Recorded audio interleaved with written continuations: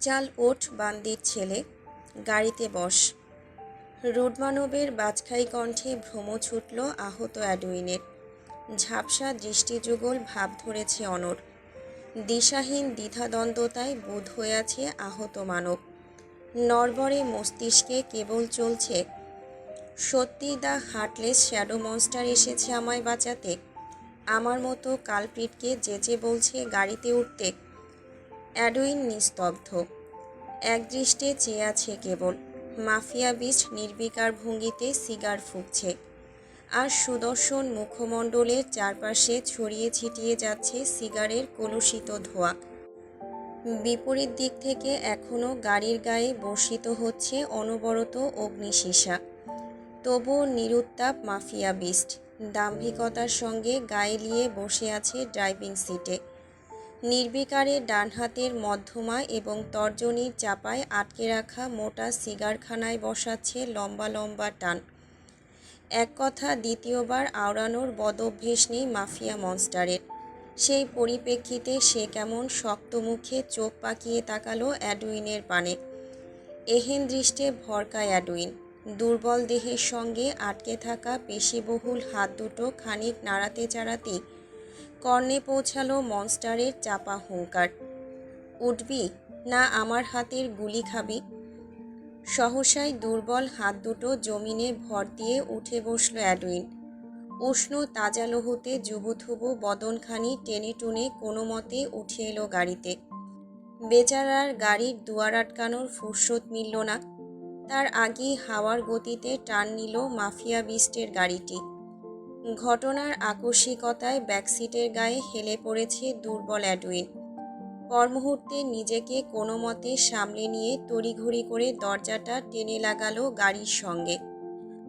ওদিকে মনস্টারের দক্ষ হাত স্টিয়ারিং ঘোরাচ্ছে। স্পিড কাউন্টারের লাল রঙা কাঁটাটা ছোটাছুটি করছে 280 পার ঘন্টার দোরগোড়ায়। অ্যাডুইন ত্রস্ত ঘাড় ঘুরিয়ে পেছনে তাকালো। সাই সাই করে বেশ কিছু গাড়ি ছুটে আসছে তাদের পেছন পেছন। অনবরত ছুটছে গুলি। অজানা আশঙ্কায় কণ্ঠা শুকালো অ্যাডুইনের। ভীত সন্ত্রস্ত নেত্রে দৃষ্টি ঘোরালো এদিক ওদিক। ঠিক তখনই তার ঝাপসা দৃষ্টে আটকালো এক অদ্ভুত দৃশ্য। সম্মুখ থেকে হাওয়ার বেগে ছুটে আসছে দুটো কালো রঙা এসইউভি গাড়ি। দেখতে অবিকল মনস্টারের গাড়ির মতন। হতবম্ব বনে গেল অ্যাডুইন। বিস্ময়াবহে আটকে গিয়ে তার চোখ দুটো হয়েছে অপলক। ওদিকে গাড়ি দুটো হাওয়ার বেগে ছুটে এসে আচানক ওভারটেক করলো মনস্টারের গাড়িকে। সহসাই আটকে ওঠে অ্যাডুইন। তড়িঘড়ি করে নজর ঘোরায় পেছনে। গাড়ি দুটো কেমন সাপের ন্যায় এঁকে বেঁকে ইউটার্ন নিচ্ছে।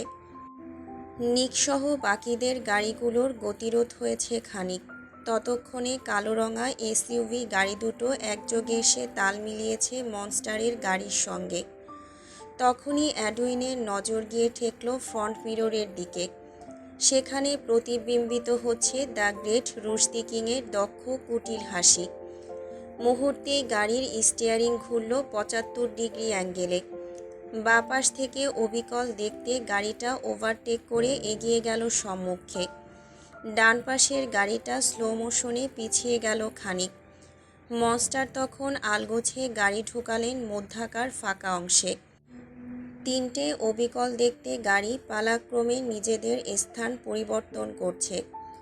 অন্ধকারাচ্ছন্ন হওয়ায় বোঝা মুশকিল আপাতত মনস্টার রয়েছে কোন গাড়িতে। ওদিকে পিছু নেওয়া গাড়িগুলো কেমন দিক বিদিক শূন্য হয়ে পড়েছে। ওভারটেক করতে চাইলেই পথ আটকায় ভিন্ন কৌশলে। প্রায় মিনিট 10 ধরে চলল এহেন কাণ্ড।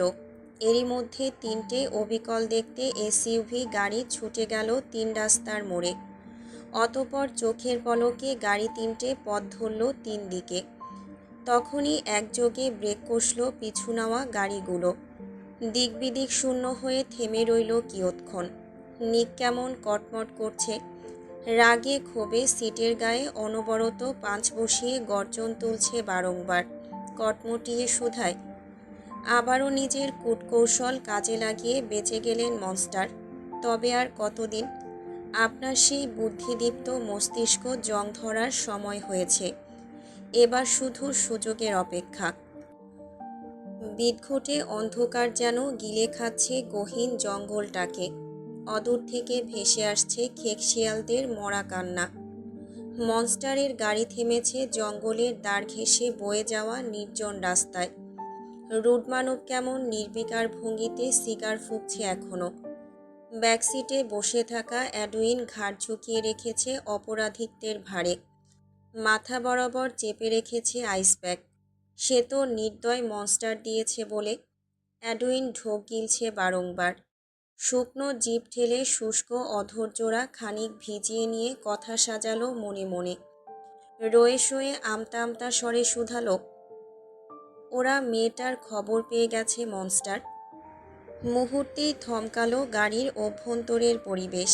থমকালো যুবকের ঠোঁটের আগায় নিয়ে আসা সিগার ধরা হাতখানা। তীক্ষ্ণ হলো বাদামি অক্ষিপুট। যুবকের পিয়ার্সিং করা ঠোঁটের কোণে আচমকাই উত্থাপিত হলো এক টুকরো রহস্যময় বাঁকা হাসির ঝলক। পরক্ষণে ঠোঁটের ফাঁকে সিগার গুজতে গুজতে ভাবলেশীন কায়দায় প্রতি উত্তরে আওড়ালো, সো হোয়াট। বিস্ফোরিত দৃষ্টিতে তাকায় অ্যাডুইন। হতবাকতার শীর্ষে পৌঁছালো গম্ভীর মানব। মনস্টার এই কথাটা শুনেও এত শান্ত রইল কি করে? ওনার রাগ হচ্ছে না? অ্যাডুইন কেমন হতবুদ্ধির ন্যায় তাকিয়ে আছে। এদিকে মুগ্ধ মহাশয় ফের চাবি ঢোকালেন গাড়ির ইঞ্জিনে। গাড়িতে স্টার্ট বসিয়ে গিয়ার টানতে টানতে শক্ত চোয়ালে কটমটিয়ে শুধায় সে, এই পৃথিবীর বুকে এমন কোনো বাপের বেটা এখনো জন্মায়নি যে কিনা মনস্টারের কাছ থেকে তার বান্দির মেয়েকে তুলে নিয়ে যাবে। যে আমার সে আমির তো শুধু আমারই। No one can even dare to touch her. No one means fucking no one. তুমি নিজের বাড়িতে এভাবে মুখ লুকিয়ে ঘুরছ কেন চাচ্চু? শ্যামপুরুষের এহেন বক্তব্যে চিবুক নামল তায়েব সাহেবের। মলিন মুখখানায় তার ছেয়ে গেল একরাশ অস্বস্তি। তিনি কেমন হাঁসফাঁস করছেন, নজর লুকাচ্ছেন এদিক ওদিক। রৌদ্র কপাল গোছালো তা দেখে। কণ্ঠে গাম্ভীর্যের ছাপ ফুটিয়ে স্বনিগ্ধতার সহিত গমগমে গলায় শুধালো, আড়াল থেকে আমার কথা শুনছিলে? সহসা ভরকায় তায়েব সাহেব। চোখ উঠল আনমনে। চোখের ভাষায় একরাশ কাতরতা ফুটিয়ে লোকটা কেমন মোটা কণ্ঠে বলে ওঠে, সামনে থেকে সরে দাঁড়া রোদ, আমি ঘরে যাব। মধ্যবয়স্কের এহেন অযাচিত প্রসঙ্গ এড়ানোর উৎকণ্ঠা দেখে হৃদয়ের মধ্যাকার ভাঁজ তীব্র হলো রৌদ্রের। বলিষ্ঠ দেহখানা হলো টানটান। সে সামনে থেকে সরার বদলে উল্টো গা ছড়িয়ে দাঁড়ালো। দৃঢ় চোয়ালখানা শক্ত করে ফুটিয়ে গমগমে গলায় ফের আওড়ালো, আর কতদিন এভাবে সত্যটা লুকিয়ে রাখবে চাচ্চু? ঠিক আর কতদিন? আচ্ছা, তুমি না একজন বাবা, কি করে পারছো মেয়েটার জন্য কিছু না করে থাকতে? কি করে পারছো চাচ্চু? যতবার তোমায় জিজ্ঞেস করছি মুগ্ধর ব্যাপারে, ঠিক ততবার তুমি নিজেকে আড়াল করছো, প্রসঙ্গ ঘোরাচ্ছ। এমনটা করে কি লাভ হচ্ছে তোমার চাচ্চু? মুখে রানী তায়েব সাহেবের। ঘাড়ের হাড়ে বোধহয় জং ধরেছে তার। ফের ঝুঁকে এসেছে বেশ। এদিকে তার এহেন নির্বাকতা দেখে মেজাজ খিসল রৌদ্রের। তার মুখাবয়ে নামল একাকার সম রাগ। যুবক বোধহয় হিতাহিত জ্ঞান হারালো এই পর্যায়ে। তখনই রাগের মাথায় সিঁড়ির লৌহ রেলিংয়ে আঘাত বসালো জোরালো মুঠোর। আর অমনি ঝনঝনিয়ে উঠল নীরবতায় মুদে থাকা চারপাশ। সম্মুখে দাঁড়িয়ে থাকা নতমুখী তায়েব এহসান সহসাই বুঝে নিলেন নিজের চোখ দুটো। রৌদ্র কেমন কটমট করতে করতে পা বাড়ালো উল্টো পথে। দুটো কদম এগোতেই পেছন থেকে হুট করে শোনা গেল তায়েব এহসানের ভারী কণ্ঠ, 24 বছর আগে সদ্য পাশ হওয়া বিসিএস ক্যাডার হিসেবে কর্মজীবনে প্রবেশ করেছিলাম আমি। চাকরিতে জয়েন্ট হবার মাত্র 25 দিনের মাথায় হঠাৎ থানার ফ্যাক্স বক্সে একটা মেইল এলো। থামলেন তায়েব এহসান। চোখ দুটো তার ঠেকিয়ে রাখা সিলিংয়ের দিকে। অক্ষিকোটর হয়েছে ছলো ছলো। রৌদ্র ঘুরে দাঁড়ালো ততক্ষণে। চটজলদি কদম পিছিয়ে এসে দাঁড়ালো চাচ্চুর মুখোমুখি। তায়েফ এহসান দুর্বল মানুষ। মেয়েটার অনুপস্থিতিতে অপরাধবোধে ভুগতে থাকা মানবের সর্বাঙ্গের প্রতিটা রন্ধ্রে বুঝি ধরা দিয়েছে অবসাদ। সেই পরিপ্রেক্ষিতে পা দুটোর শক্ত হাড়ে দুর্বলতা নামল অচিরেই। শক্তপোক্ত মানুষটা হাঁটু ভেঙে বসতে উদ্যত। সম্মুখে দাঁড়িয়ে থাকা সুদর্শন তৎক্ষণাৎ হাত বাড়ালো সাহায্যের। নিজ উদ্যোগে চাচুকে ধরে ধরে বসালো সিঁড়ির উপর। তায়েফ এহসান খানিক সময় নিলেন, অতঃপর ফের আওড়াতে লাগলেন। একদিন একটা ফ্যাক্স এলো, যেখানে স্পষ্ট লেখা ছিল, কলকাতার এক কুখ্যাত অপরাধী বাংলাদেশে গা লুকিয়ে বসে আছে। ভারত সরকার সেই কুখ্যাত অপরাধীকে নিজেদের জিম্মায় চান। অপরাধীর নাম ছিল শ্যামপ্তি দেবী রায়। তার বিরুদ্ধে ছিল বেশ কিছু অভিযোগ। তন্মধ্যে একটি ছিল বেআইনি অস্ত্র পাচার, নারী পাচার ইত্যাদি। আমার মাথায় তখন নিজের ক্যারিয়ারকে উচ্চ মর্যাদায় নিয়ে যাওয়ার এক প্রবল আকাঙ্ক্ষা। নিজে থেকে হাতে নিলাম কেসটা। মাত্র 2 মাসের চিরুনি অভিযানে অবশেষে ঘোড়ারশালের প্রত্যন্ত অঞ্চলে খুঁজে পেলাম অপরাধীকে। বাহিনী নিয়ে ছুটে গেলাম তাকে ধরতে। তবে গিয়ে দেখলাম। থামলেন তায়েফ এহসান। এই পর্যায়ে কণ্ঠ কাঁপছে তার। চোখ দুটোর কোটর ছাড়িয়ে টুপ করে গালের উপর গড়িয়ে পড়ল এক ফোঁটা নোনা জল। তিনি কেমন কাঁপা কাঁপা কণ্ঠে আবারও শুধালেন, এক অপরূপা যুবতীকে টেনে হিঁচড়ে পুলিশি গাড়িতে তোলা হচ্ছিল। অপরূপা কাঁদছিল। সে কি হৃদয় নিংড়ানো করুণ কান্না তার। বারবার সবাইকে ধরে বলছিল, আমি কিচ্ছু করিনি, আমি নিরপরাধ।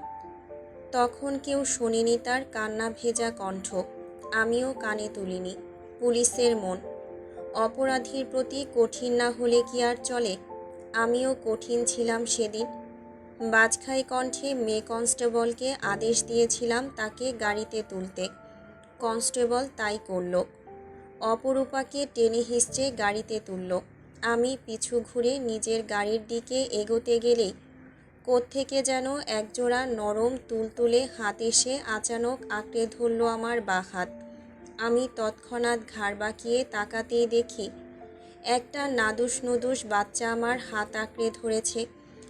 বাচ্চাটার চোখে মুখে ছিল এক রাজ্যসম মায়া। বয়স আর কত হবে? বড়জোর 5-6। মায়াবী গোলগাল মুখটা তার লাল হয়েছিল অধিক কান্নার ফলে। তার বাদামি 2 চোখ আমার দিকে অসহায় ভঙ্গিতে তাকিয়ে থেকে কাঁদতে কাঁদতে বলেছিল, আঙ্কেল, দয়া করে আমার আম্মাকে ছেড়ে দিন। আমার আম্মা কিচ্ছু করেনি।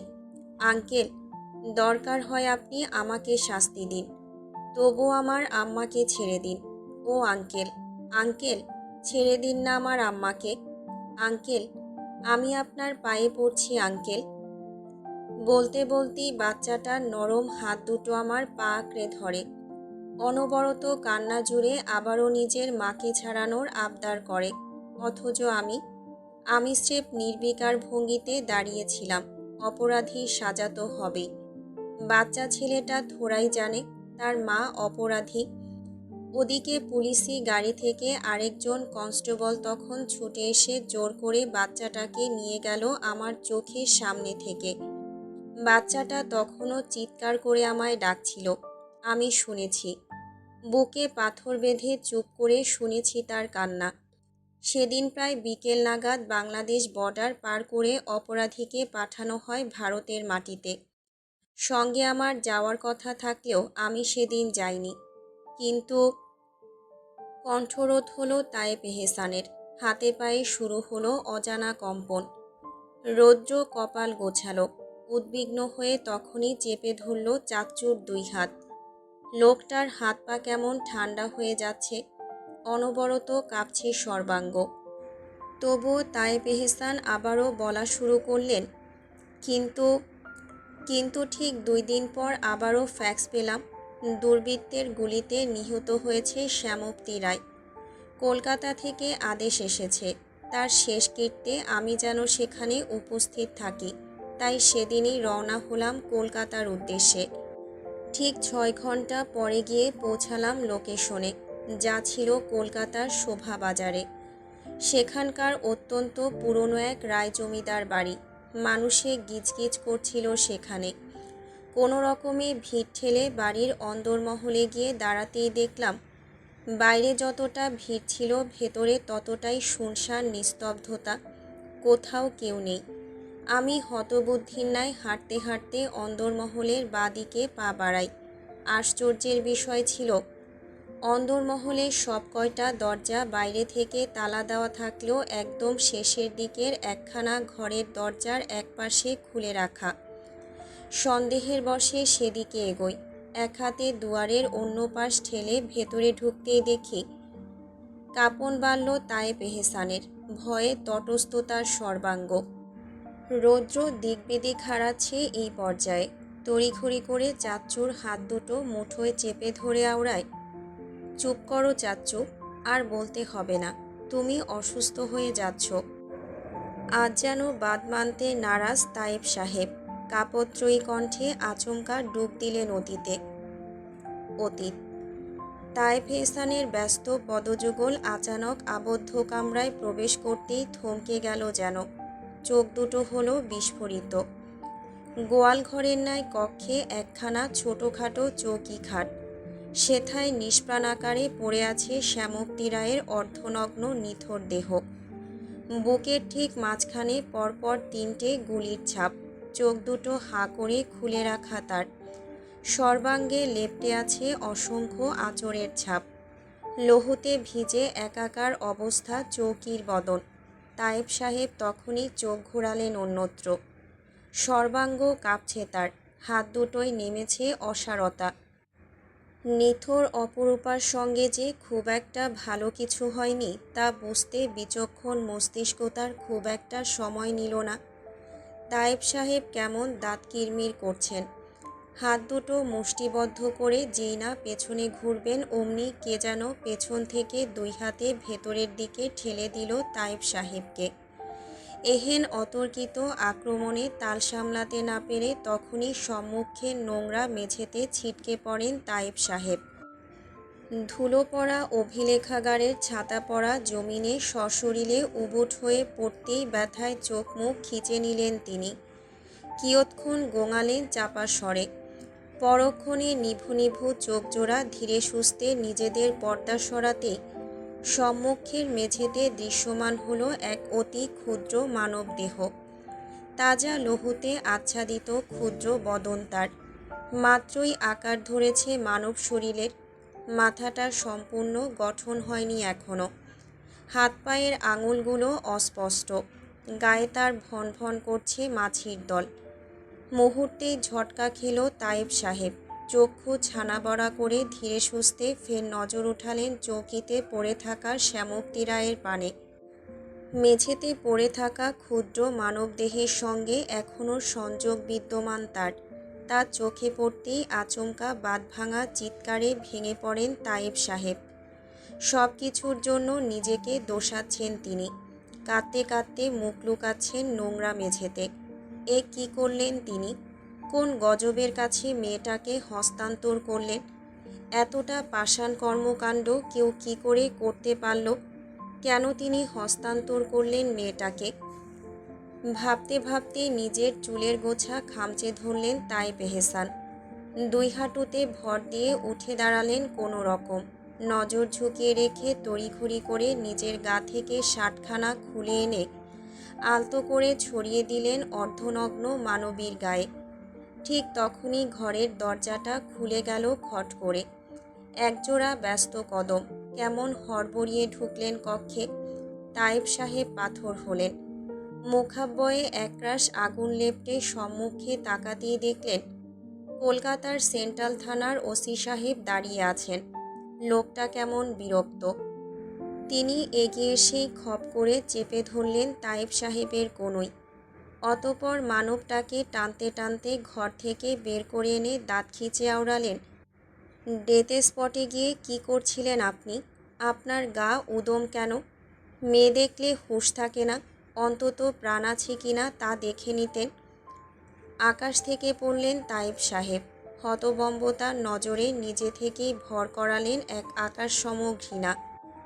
চোয়ালের পেশি টান টান করে যেই না কিছু আওড়াবেন অমনি আনমনে তার দৃষ্টি গিয়ে থমকালো 5 হাত দূরত্বে পাথরের ন্যায় দাঁড়িয়ে থাকা নাদুস নুদুস বাচ্চাটার পানে। মুহূর্তেই কণ্ঠরোধ হলো তায়েব সাহেবের। তিনি কেমন নিষ্পলক ভঙ্গিতে তাকিয়ে আছেন বাচ্চাটার পানে।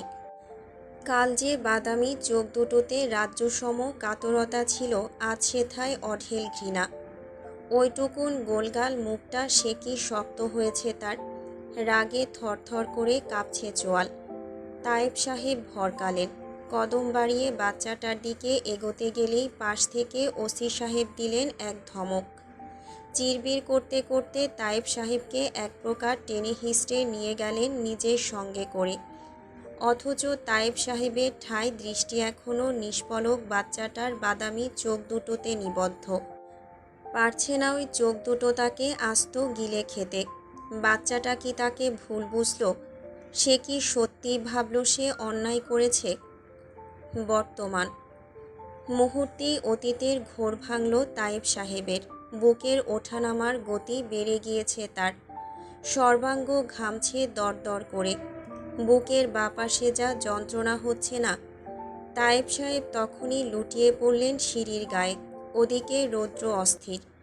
অস্থিরতায় গলা উঁচিয়ে ডাকছে পরিবারের সকলকে। তাহেব এহসান চোখ বুজছেন ক্রমশ। ফ্যাকাশে অধর যুগলের মধ্যাকার ফারাক দিয়ে অস্ফুটে আওড়াচ্ছেন, আমি আমি না চাইতেও শ্যামক্তি দেবীর খুনি। আমি আমি আমার পাপের শাস্তি আমার মাহিকে পেতে দেব না। আমার মাহি, আমার মা। নীলরঙা ডিম লাইটের আলোয় ডুবে আছে সপ্তদশীর কক্ষ। মখমলের তুলতুলে বিছানায় গা ডুবে আছে তার। গায়ের ওপর আলতো করে জড়িয়ে রাখা একখানা মোটা ব্ল্যাঙ্কেট, যা ঠান্ডা পড়েছে না। ক্লান্তিতে বড্ড জোরালো ঘুমে আচ্ছন্ন সপ্তদশী। কিউটি ছানা আজও লুকিয়ে আছে মানবীর বুক পিঞ্জরের উষ্ণ ছায়ায়। এরই মধ্যে নীরবতার মোটা তারে ছেয়ে থাকা কক্ষে ধূপধাপ পায়ে প্রবেশ করলেন মাফিয়া মনস্টার। তার মুখাবয়বে নেই বিন্দুমাত্র উদ্বেগ। সেথায় লেপ্টে আছে একরাশ নিস্পৃহতা। সে কেমন জোরালো কদমে নিঃশব্দে এগিয়ে এসে দাঁড়ালো মাহির বিছানার কাছে। বাঁ হাতে আলগোছে সরালো সম্মুখের বেড স্ট্যান্ডে ঝুলতে থাকা সফেদ রঙা ফিনফিনে পর্দা। কুচকানো দৃষ্টে ঘুমন্ত মাহির মুখ পানে তাকাতেই মসৃণ ললাটে গোটা কতক ভাঁজ পড়ল রুড মানবের। মুখাবয়ে বিরক্তির ছাপ ফুটিয়ে মনে মনে ভাবল, এইটুকুন একটা মেয়ের জন্য এতগুলো মানুষ কিনা উঠে পড়ে লেগেছে। আহা, দুনিয়ায় মানুষ কত আজাইরা। কথাটুকু ভাবতে গিয়ে তাচ্ছিল্যের হাসি ফুটল রুড মানবের অধর কোণে। দৃষ্টি হলো সংকুচিত। সে খানিক আলগোছে ঝুঁকে এলো ঘুমন্ত মাহির মুখের উপর। নিজের বাদামি চোখ দুটোর কুচকুচে কালো মণিদ্বয় নাচিয়ে মেয়েটার মুখমণ্ডলের প্রতিটা রেখায় নিখুঁত অবলোকন চালিয়ে মনে মনে ফের বিড়বিড়ালো, ওরা কত বড় পাগল বান্দির মেয়ে। ওরা কিনা তোকে ছুতে চাইছে। যার পিছে স্বয়ং রুশদি কিং দাঁড়িয়ে আছে, তাকে ছোঁয়ার সাধ্যি করতে এলে যে ধ্বংস নিশ্চিত। ওরা কি জানে না সেটা? ঘুমন্ত মেয়েটার কাছ থেকে থোড়াই উত্তর এলো। রুড মানব কেমন কপাল গোছালো অসন্তুষ্টিতে। তখনই নিজের রুক্ষ 2 হাত আলগোছে বাড়িয়ে দিল ঘুমন্ত মাহির কোমর এবং ঘাড়ের নিচে। অতপর যুদ্ধে গমনোদ্যত সৈনিকের কাঁধে বাঁকানো ধনুক তুলবার ন্যায় ঘুমন্ত সপ্তদশীকে নিজের প্রশস্ত কাঁধে তুলে নিলেন মহাশয়। ঘুমের ঘোরে এহেন অতর্কিত আক্রমণে ভরকায় মাহি। তখনই আলগা হলো তার সাধের ঘুম। ঘুমন্ত মস্তিষ্ক হুটহাট জাগ্রত হবার টের পেতেই হকচকায় মাহি। হকচকান কণ্ঠে আতকে বলে ওঠে, কে কে নিয়ে যাচ্ছে আমায়? কোথায় কোথায় আমি? কে আপনি? বিস্ট বিস্ট আপনি কোথায়? আমাকে কে যেন নিয়ে যাচ্ছে। ধরুন আমায়, বাঁচান। মেয়েটার এহেন অনবরত চিৎকারে কপাল গোটায় মাফিয়া বিস্ট। তিক্ত বিরক্ততায় তখনই চিরবিরিয়ে বলে ওঠে, শাট আপ বান্দির মেয়ে। মুহূর্তেই স্থবির হলো মাহি। মস্তিষ্ক তার সচল হতে নিল মিনিট খানেক। অতঃপর নিজেকে সামলে নিয়ে মেয়েটা কেমন ঘুম জড়ানো আদুরে কণ্ঠে বলে ওঠে, কই নিয়ে যাচ্ছেন আমায়? উফ, রাতটায় অন্তত না জ্বালালে নয় কি? প্রতিউত্তর করেনি মাফিয়া বিস্ট। পায়ের গতি জোরালো তার, এগোচ্ছে এলিভেটরের পানে। সপ্তদর্শী খানিক হামি টেনে জিজ্ঞেস করে ওঠে, কোথায় যাচ্ছি? ভাবলেশহীন ভঙ্গিতে এলিভেটরে পা রাখল মুগ্ধ। প্রতিউত্তরে ঠেস মেরে বলে উঠল, মরতে। পাহাড়ি আঁকাবাঁকা রাস্তা দিয়ে উপরে উঠছে মুগ্ধ। কাঁধে তটস্থ হয়ে পড়ে আছে মাহি। চোখ মুখ খিচে রেখেছে ভয়ার্ত মানবী। অদূর থেকে ধেয়ে আসছে জঙ্গি কুকুরদের মরা কান্না। এই নিয়ে ভয়ের শেষ নেই মেয়েটার। শেষে না পারতে হুট করেই বলে বসল, আমার ভয় লাগছে। সিগার ফুঁকতে মত্ত রুড মানব। কর্ণকুহরে মেয়েটার ভয়ার্ত কণ্ঠ পৌঁছাতেই কপালের চামড়ায় ভাঁজ স্পষ্টতর হলো তার। মুখাব্বয়ে বিরক্তির ছাপ লেপ্টে রেখে কর্কশ গলায় শুধালো, তো আমি কি করব? পাহাড়ের উপর থেকে ফেলে দিয়ে সোহাগ করব? মুখ কুচকায় মাহি। লোকটার সাথে নরম কণ্ঠে কথা বলে ঘাট হয়েছে তার। ঘটে বুদ্ধি থাকলে আর কখনোই বলবে না বলে প্রতিজ্ঞাবদ্ধ হতে গিয়েও হোঁচট খেল বেচারি। চোখ দুটো খিচে পড়ে রইল মানবের কাঁধে। পেন্টহাউসের প্রশস্ত কাচের সদর দরজা পেরিয়ে মাত্রই প্রবেশ করল মাফিয়া বিস্ট। পেন্টহাউসের দায়িত্বরত সকল গার্ডস তখনই নজর ঝোঁকালেন নিজেদের। কেউ কেউ হাঁটু গেড়ে জানালেন কুর্নিশ। মাফিয়া মনস্টার নিরুদ্বেগ সেদিকে। ধূপধাপ পায়ে নীরবে এগিয়ে গেল সিঁড়ির দিকে। কাচের স্বচ্ছ স্লাইডিং দরজার নবে 2 আঙ্গুল ঢুকিয়ে আচানক কক্ষের দুয়ার খুলল মুগ্ধ। মেয়েটাকে এর আগে যে কক্ষে রাখা হয়েছিল আজও ঠিক সেই কক্ষেই নিয়ে আসা হয়েছে তাকে। ট্রান্সপারেন্ট কাচের ফ্লোরে জোরালো কদমের ছাপ বসিয়ে দাম্ভিক পুরুষ এগিয়ে গেলেন মখমলি গোলাকার বিছানার কাছে। পা দুটোয় রূপ টেনে কোনোরূপ আগাম সতর্ক সংকেত ছাড়াই মেয়েটাকে আচানক কাঁধ থেকে নামিয়ে ছুঁড়ে ফেলল বিছানার কোলে। এহেন ঘটনার আকস্মিকতায় হকচকায় মাহি। চোখ দুটোর পর্দায় সদ্য ভর করা ঘুমটুকু তার মুহূর্তেই উড়ে গেল হাওয়ায়। মেয়েটা কেমন হাঁ করে তাকিয়ে আছে দেখো। রুডমানও পাত্তা দিল না সেদিকে। উল্টো চোয়াল শক্ত করে গমগমে গলায় শুধালো, ঘরের বাইরে পা রাখলে একদম হাত পা ভেঙে গলায় ঝুলিয়ে দেব, গট ইট? প্রতিউত্তরে নিশ্চুপ মাহি। আশেপাশে নজর বুলিয়ে নিজেকে সামলালো মুহূর্ত ব্যয়ে। চারপাশে ঘোর অন্ধকার। আকাশের বুকে লেপ্টে থাকা কালো মেঘগুলো কেমন দানবের ন্যায় দেখাচ্ছে। মেয়েটা ঢোক গিলল পরপর। রুডমানব উল্টো পথে পা বাড়ালেই সে কেমন হড়বড়িয়ে বলে উঠল, আমি ঘুমাবো। থামল মুগ্ধর চলন্ত পদযুগল। ঘাড় বাঁকিয়ে কপাল কুঁচকে তাকালো পেছনে। দৃষ্টিতে সরু ভাবস্রোত ঠেলে কর্কশ কণ্ঠে শুধালো, তো জানারে বান্দির মেয়ে, তোকে ধরে রেখেছে কে? নাকি আমাকে লাগবে ঘুমানোর জন্য? দেখ বান্দির মেয়ে, আমি সঙ্গে থাকলে কিন্তু আজ রাতে তোর ঘুমানো হারাম হয়ে যাবে।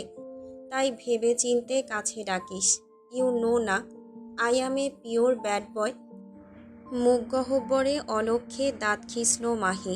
নাকের পাটা ফুলিয়ে রাগান্বিত কণ্ঠে আওড়ালো, মুখ খুললেই উল্টাপাল্টা কথা বেরোয়, তাই না? আপনাকে আমি বলেছি আমার কাছে আসতে। আমি বলেছি আমি ঘুমাবো। আর আপনি? আমি? মুগ্ধর এহেন স্বনিগ্ধ পাল্টা প্রশ্নে বাক্যটুকু অপূর্ণ রয়ে গেল মাহির। জিভের ডগা জলশূন্য হলো আবারও।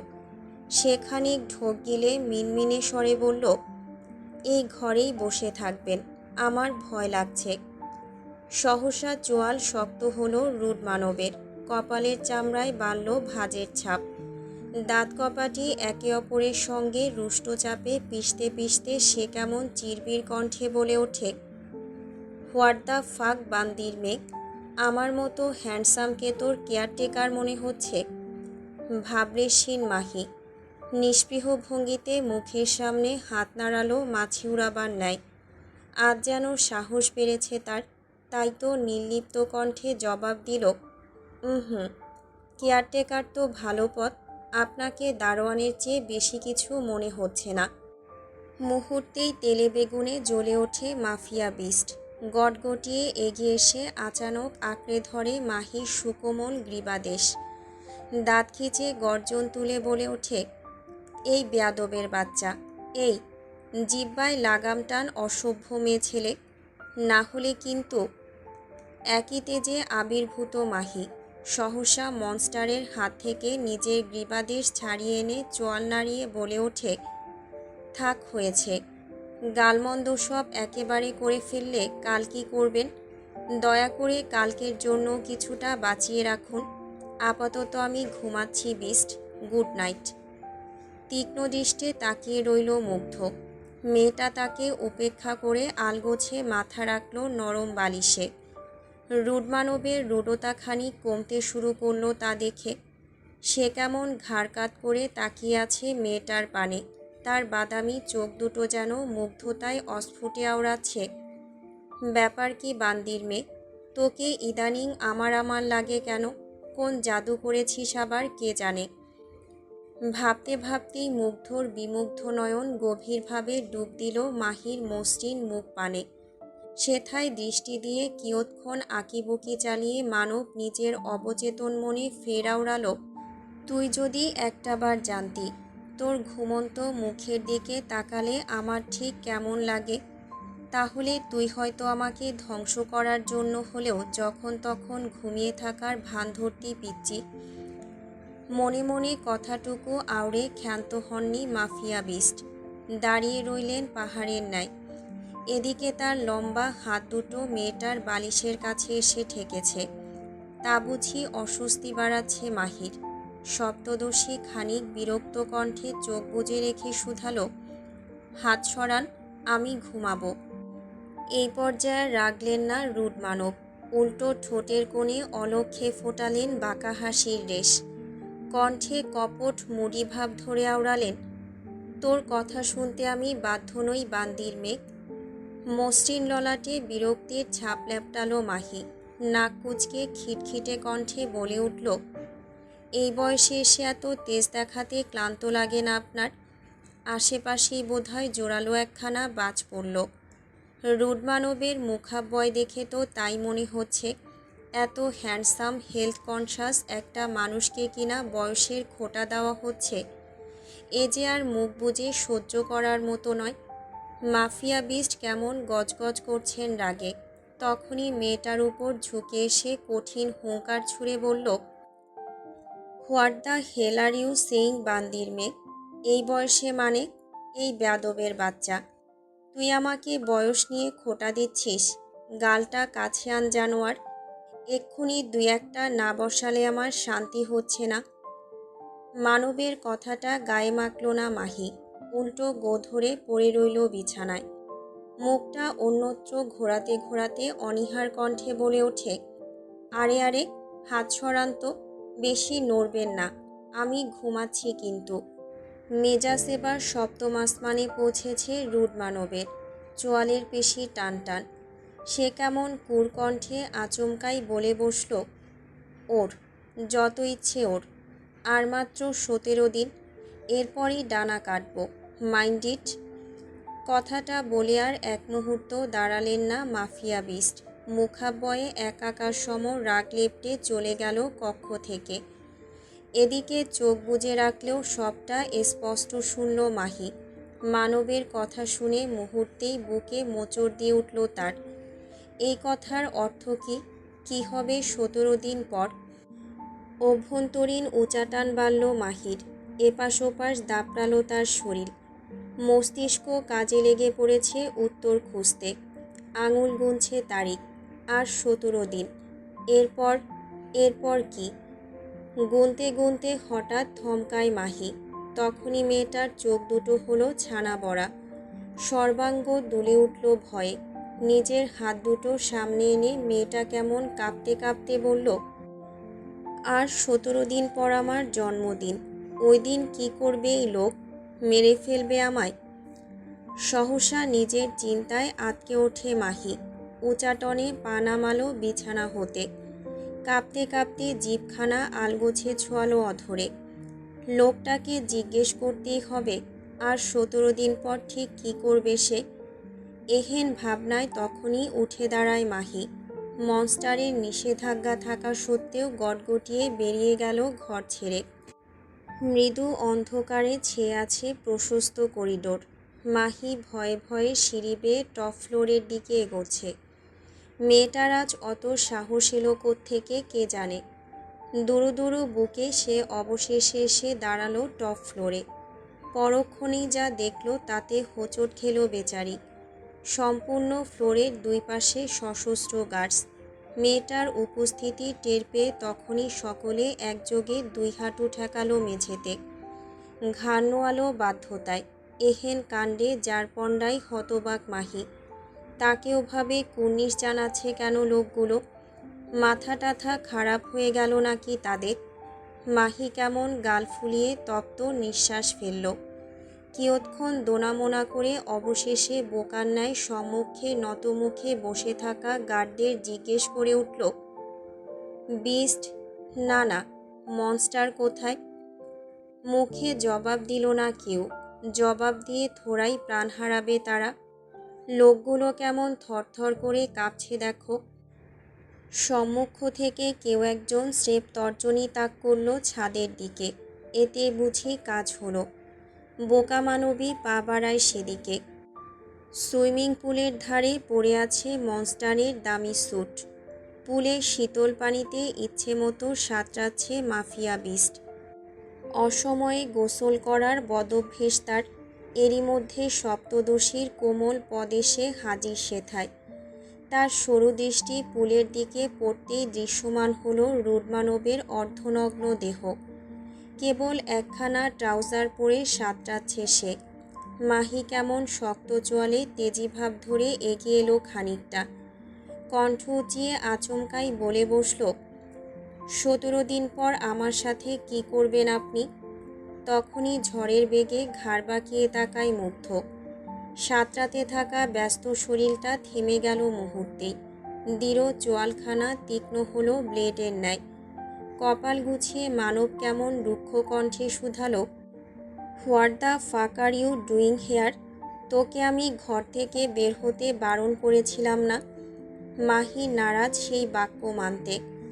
মেয়েটা কেমন নাছোড়বান্দার ন্যায় আবারও বলল, আমার কথার উত্তর দিন। রুডমানব দাঁত কড়মড় করছে। শক্ত হাতে নিজের ঘাড়টা সামান্য ডলতে ডলতে এক হাতে 2 আঙ্গুল উঁচিয়ে আচানক মেয়েটাকে ইশারায় কাছে ডেকে বলে ওঠে, এদিকে আয়, বলছি। এগোলো না মাহি। কাঁপা কাঁপা কণ্ঠে আওড়ালো, ওখান থেকেই বলুন। এই পর্যায়ে রহস্যময় বাঁকা হাসল মুগ্ধ। বলিষ্ঠ হাত দুটো পানির উপর ছড়িয়ে রেখে অনীহার সুরে বলল, কাছে না এলে বলবো না। অগত্যা এহেন হুমকিতে না চাইতেও পদযুগল অগ্রসর হলো মাহির। সুইমিং পুলের দ্বার ঘেঁষে এসে দাঁড়াতেই রুডমানব পানি ঠেলে এগিয়ে এলেন। অতপর অসভ্য বেপরোয়া যুবক তখনই মেয়েটার কোমর চেপে তাকে হুট করে ছুঁড়ে ফেলল পুলে। এহেন ঘটনার আকস্মিকতায় হকচকানোর সময় পায়নি মাহি। সাঁতার না জানায় মেয়েটা পড়েছে মুসিবতে। একবার ডুবছে তো আরেকবার উঠছে। গিলছে অঢেল পানি।